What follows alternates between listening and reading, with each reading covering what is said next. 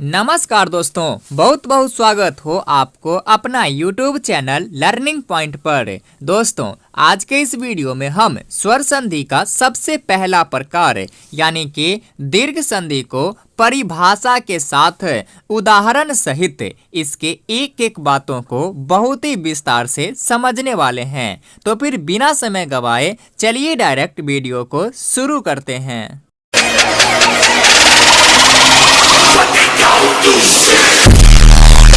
सबसे पहले दोस्तों, आखिर हम ये दीर्घ संधि कहते किसको हैं इसे समझिए। बहुत ही सिंपल सी बात है कि दो समान स्वर वर्णों के मेल से उत्पन्न विकार को दीर्घ संधि कहते हैं। दो समान स्वर वर्ण यानी कि ये तो आप जानते ही हैं कि संधि में दो वर्णों का मेल होता है, एक प्लस के लेफ्ट तरफ और दूसरी प्लस के राइट तरफ।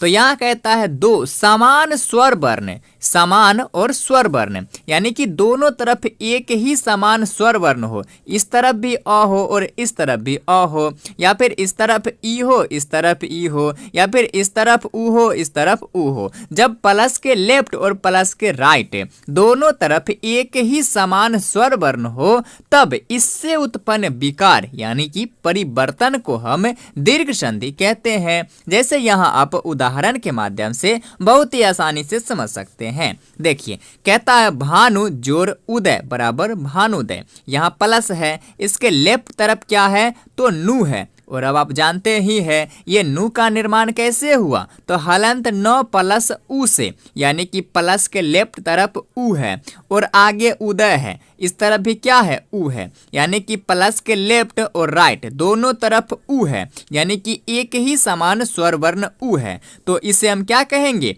दीर्घ संधि कहेंगे, क्योंकि इसके दोनों तरफ समान स्वर वर्ण है। भानु जोड़ उदय क्या बन जाएगा भानुदय। अब इसमें क्या परिवर्तन हुआ, क्या विकार उत्पन्न हुआ, तो देखिए यहाँ भानु के नु में छोटी उ की मात्रा है, लेकिन जब यहाँ संधि हो गया, नया शब्द बन गया भानुदय, तब इसके नु में बड़ी उ की मात्रा हो गया। ये कैसे हुआ तो यहाँ इधर इस तरफ भी छोटी उ की मात्रा है और इस तरफ उदय में भी छोटी उ की मात्रा है। छोटी उ मिलकर क्या बन गया तो बड़ी उ बन गया। इसी प्रकार से अगला देखिए, विद्या जोर आलय बराबर विद्यालय। यहाँ प्लस के लेफ्ट साइड क्या है तो आ है, आ है कैसे है तो हलंत द के साथ आ को जोड़ेंगे तब डा बनेगा। तो यहाँ आ है और इस तरफ भी आलय का आ है, यानी कि प्लस के लेफ्ट तरफ तथा राइट तरफ दोनों तरफ आ एक ही समान स्वर वर्ण आ है, अतः इसे क्या कहेंगे दीर्घ संधि कहेंगे।